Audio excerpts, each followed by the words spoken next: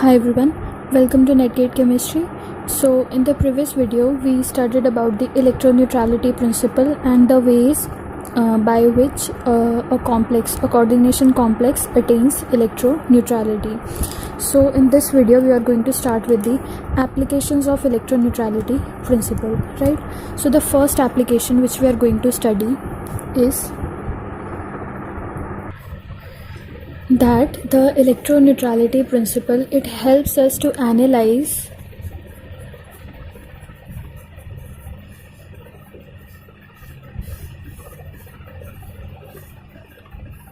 the coordination number of transition metal complexes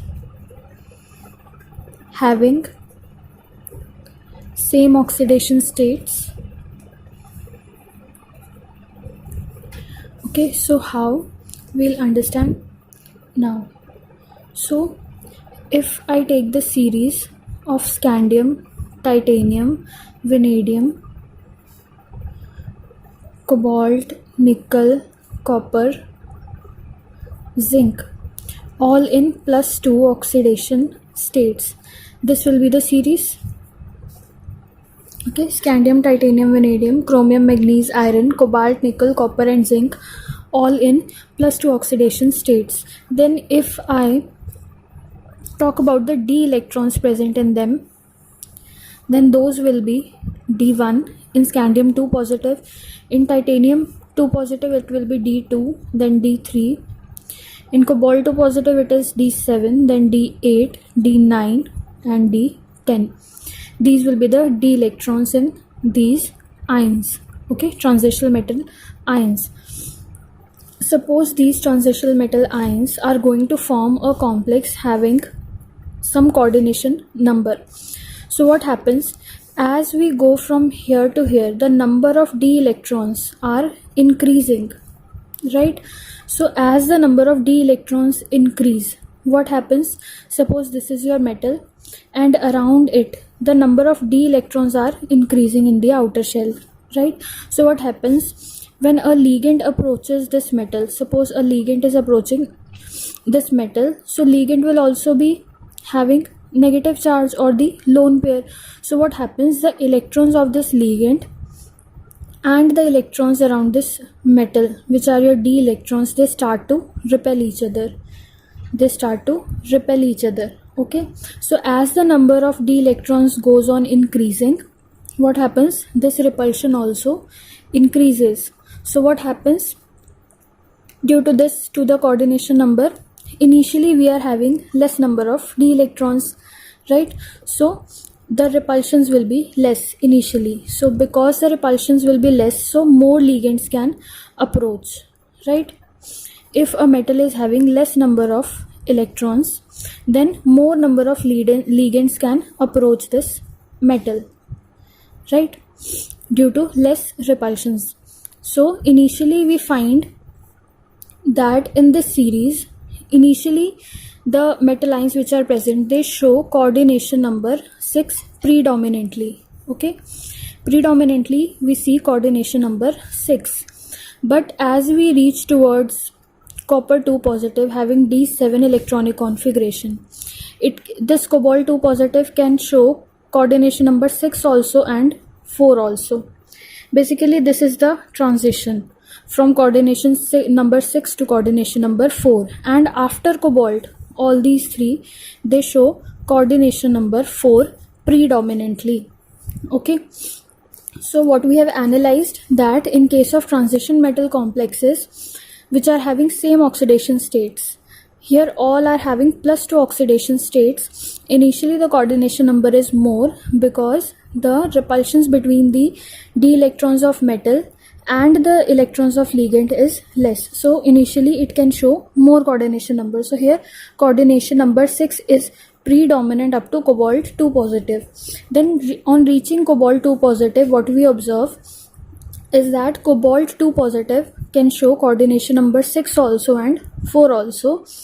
After cobalt 2 positive, all the metal ions, they show coordination number 4 predominantly. So this is the first application of electroneutrality principle, that how it governs the coordination number formation in a given transition metal complex. This you have to understand that we are right now talking only about the transition metals. Okay, so this is the first application. So now we'll move on to the second application. Now the second application is that this principle helps to analyze coordination number of transition metal complexes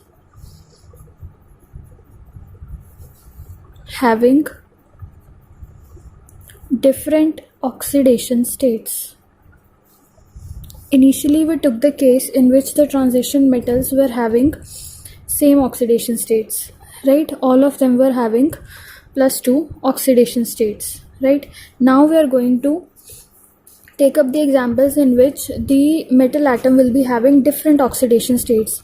What we are going to see is that if suppose we have Ag and it is present in +1 oxidation state, +2 oxidation state and +3 oxidation state, then depending upon the oxidation states, what are the coordination numbers which we can observe?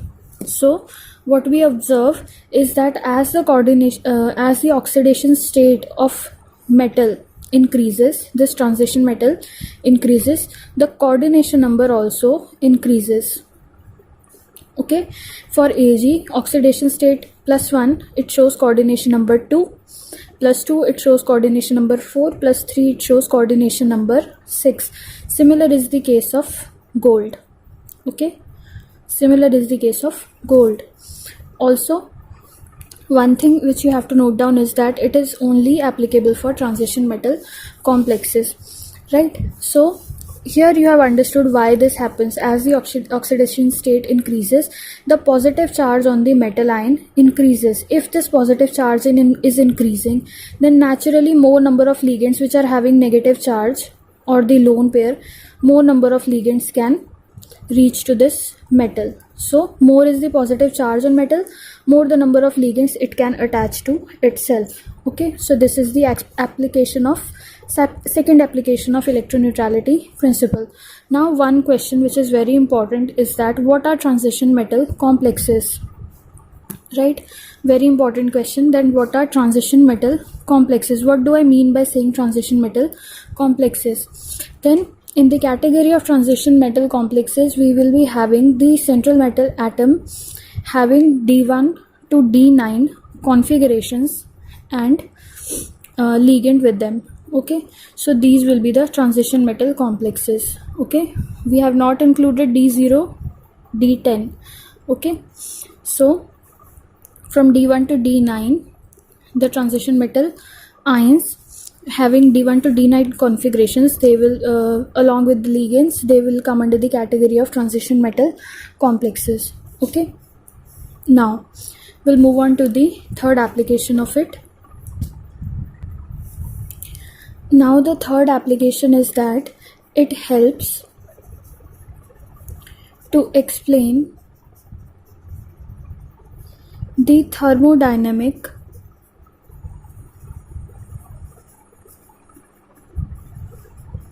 stability of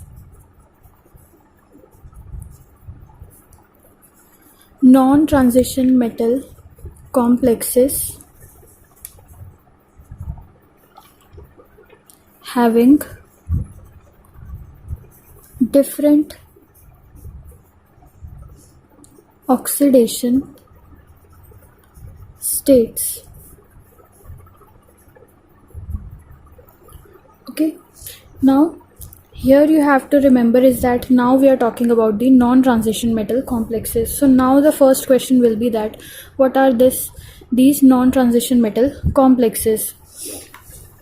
So non-transition metal complexes, under this category, the metal ions having D0 or D10 electronic configuration, for example in case of zinc, cadmium and mercury, very famous three metal atoms, along with p block, along with lanthanides and actinides.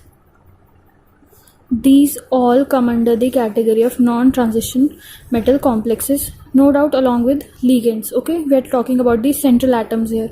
If central atom belongs to D0, D10 configuration, p block, lanthanides and actinoids, it comes under the category of non-transition metal complexes. So now we'll move on to explaining how it explains the thermodynamic stability of non-transition metal complexes, that is of complexes of these category which are having different oxidation states.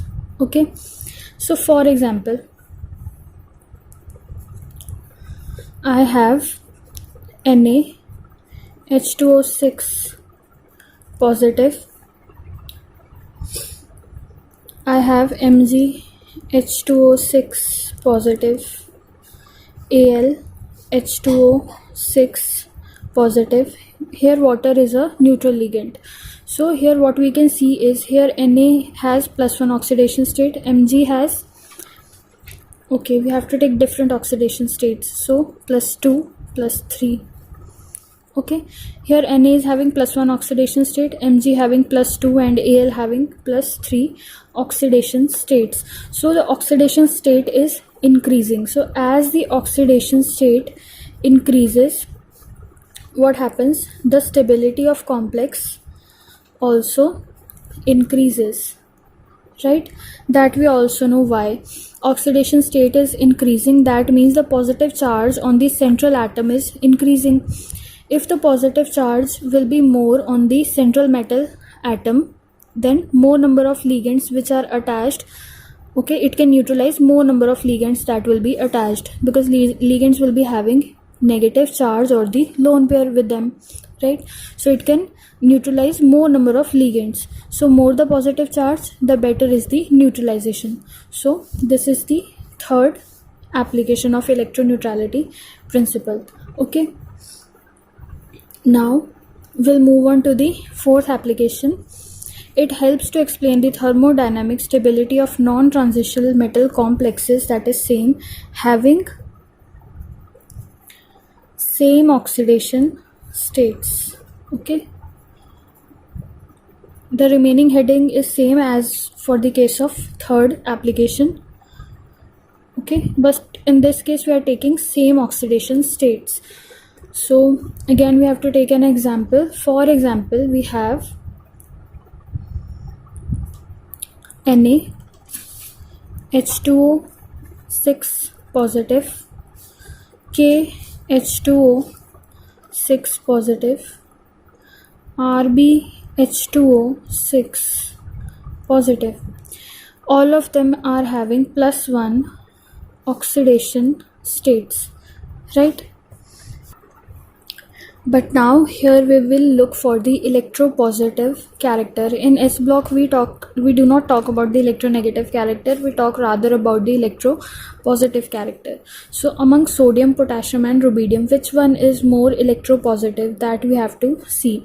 Among all these three, Na is most electropositive in nature, right?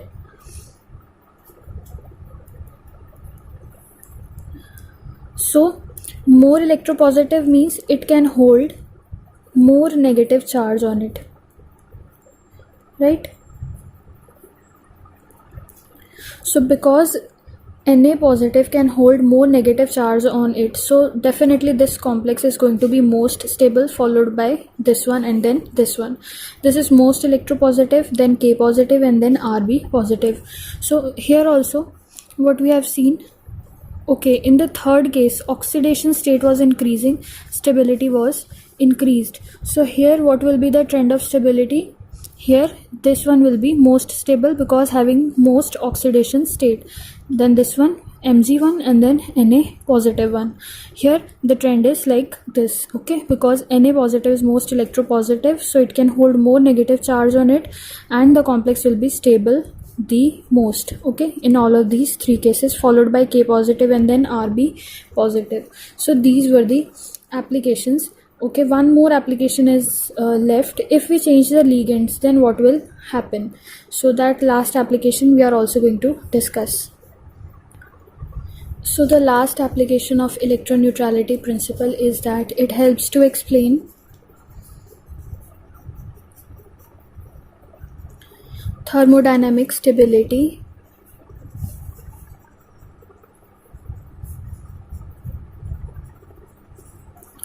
of non-transition metal complexes having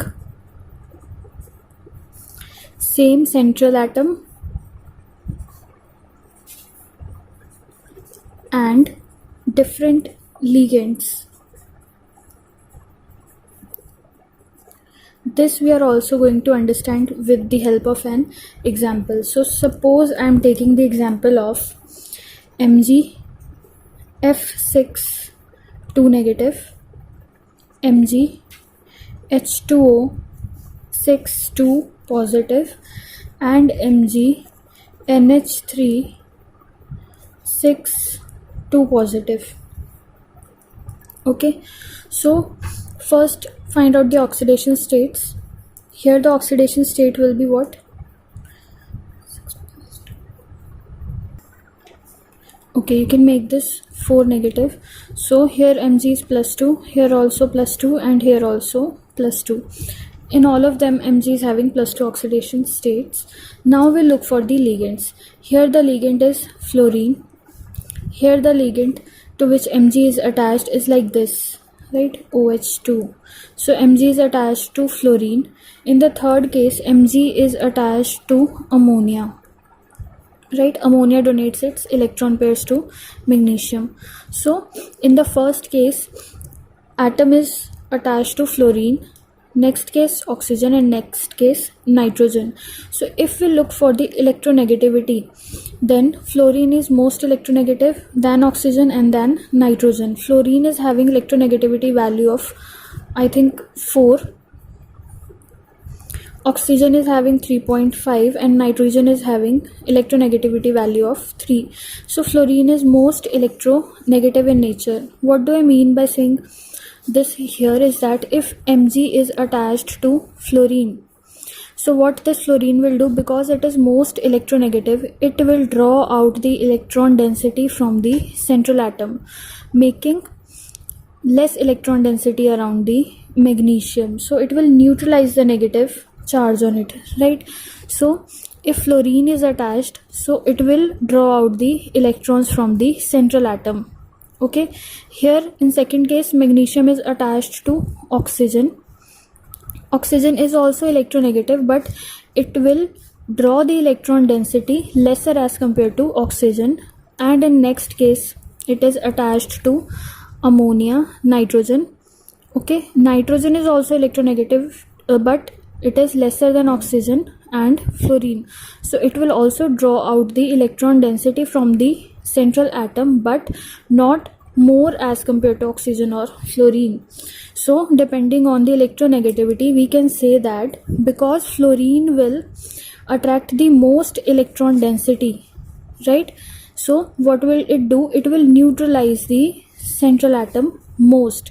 So because it neutralizes most of the negative charge which is developed on the central atom, so this complex will be most stable due to the electronegative nature of the ligand, followed by this one and this one.